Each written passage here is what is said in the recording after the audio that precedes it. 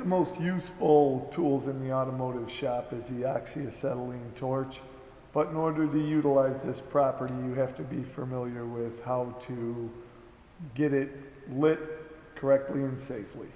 I'm going to begin by demonstrating a cutting torch assembly. This particular torch can also be used as a heating only torch, and in order to do that I would have to remove the cutting head, and I could install a heating tip that would be controlled by just those two valves.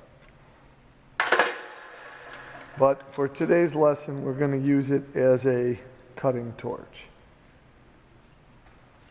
So what I'm going to do is I'm going to begin by opening up the oxygen tank. Always a good idea to stand off to the side when you open the oxygen tank because of the high pressure. And take note that this tank is almost full. There's about 2,200 psi in a full tank. This is just below 2,000.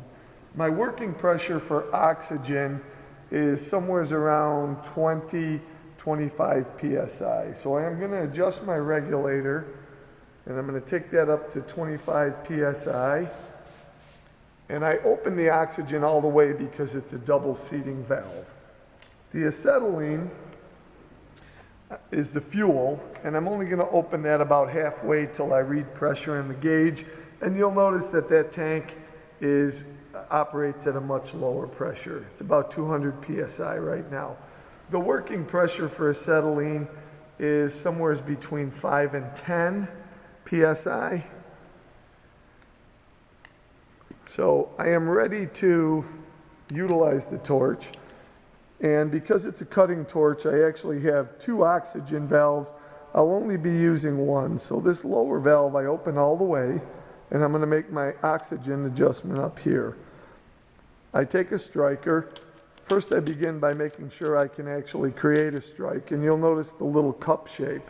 The cup shape is to capture the acetylene and ignite it when I light the torch.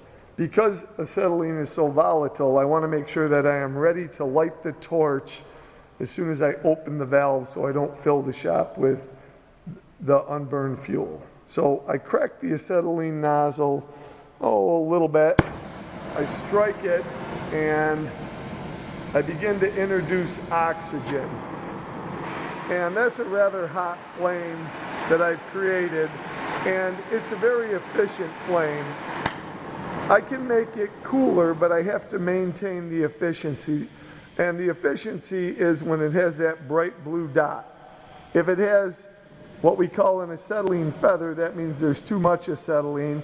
And if I have too much oxygen, it looks like that. So I want something that resembles that, and that's going to be my hottest working flame. So when I'm ready to use this, I would preheat the workpiece, and I use a pure stream of oxygen to cut the metal. Now when I'm done with the torch, I always shut the acetylene off first so the oxygen can blow the flame out, and there's no chance of the flame following the acetylene down into the handle and the hoses, creating an internal fire.